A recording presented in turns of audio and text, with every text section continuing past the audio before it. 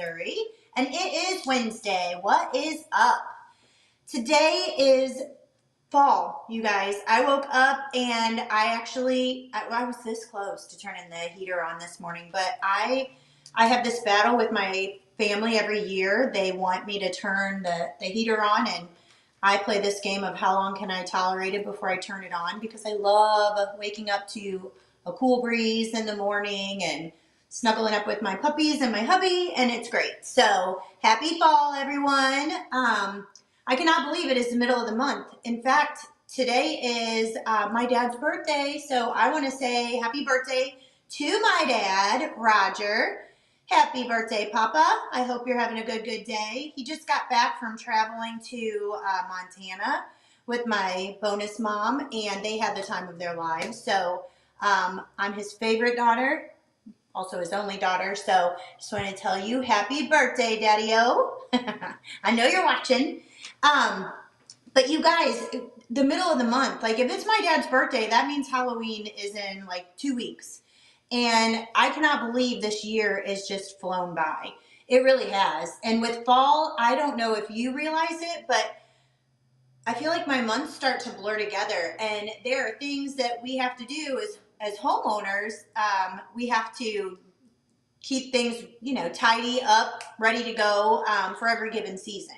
So what I wanted to talk about today was a fall home maintenance checklist. Just a few things that you may or may not have forgotten. Kind of like, hey, lady, go put your clothes, turn your clothes in the dryer back on and get those wrinkles out, that sort of thing. So some simple things that you may have already thought of, and some for new homeowners that maybe you haven't. So first and foremost, I know a lot of people do this with daylight savings time, which is just around the corner, November 4th, I believe, is check your smoke and carbon monoxide batteries.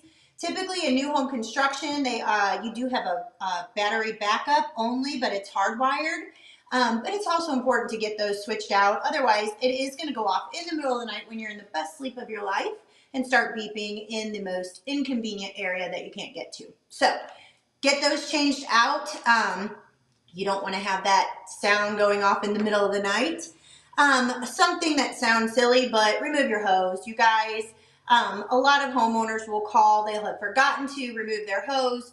What that does is it doesn't allow the water to drain, which backs up into the main and can crack and cause leaking in your basement. So it's not just, oh gosh, you'll need a new hose, you'll need a new water spigot. It can cause severe leaks into the home. So make sure that you detach those hoses. If you have some good weather here and there and you need it in the meantime, just screw it back on, use it, and then unscrew it again. Just don't forget. That is simple, but a very huge problem if you don't.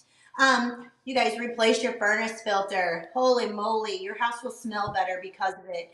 I love when you first turn on the furnace and it has that, I don't know, it's probably not the best, but I love the smell of the new furnace kicking on for the first time. So you'll want to have your furnace serviced to make sure everything's good, that you're not having any leaks, no carbon monoxide, nothing like that. But get that furnace serviced and change that filter. I know I like to put little smelly goods in my furnace. So Yankee Candle is notorious for making these cute little plug-ins that you can just snap right onto your furnace filter when you change it out. So every time I change that out, I reward myself for remembering with putting a cute little smelly good in there so the house smells great all year round. Something else to think about is I like to clean my windows this time of year. It's not too hot, it's not too cold. Mine are double hung. So it does two things, you guys. It keeps it nice and clear so you can see that snow when it starts happening in the wintertime and those beautiful views.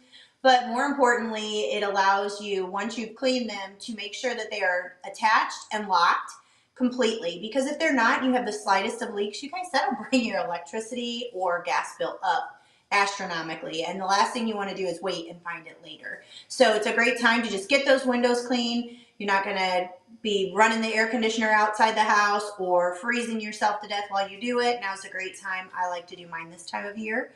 And with that being said, reverse those ceiling fans. Heat rises. You want to push that heat down.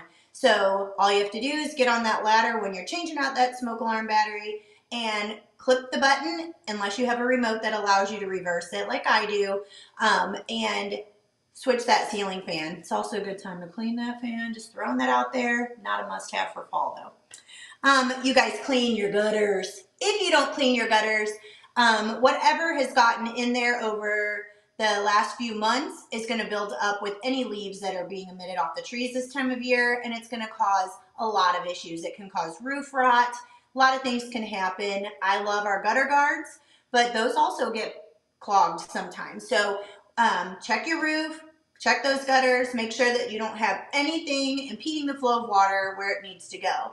And with that, new homeowners, you probably have never had to divert water. It is important that before winter hits, if you've got a downspout and it's coming down and it can leak onto your driveway or walkways, you're going to want to divert that water away, because what's going to happen in the middle of the winter, if you have an ice storm or something like that, or the stove starts to melt, it's going to go down those gutters and it's just going to give you a sheer ice walk. So divert that water, you guys, if you can.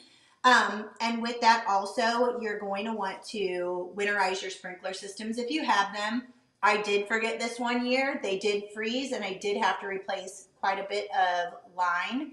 So in my defense, that was my first year living by myself. So divert those, or excuse me, drain those sprinkler systems. You can have them de-winterized by a sprinkler service company, or you can simply do it yourself. YouTube is your best friend.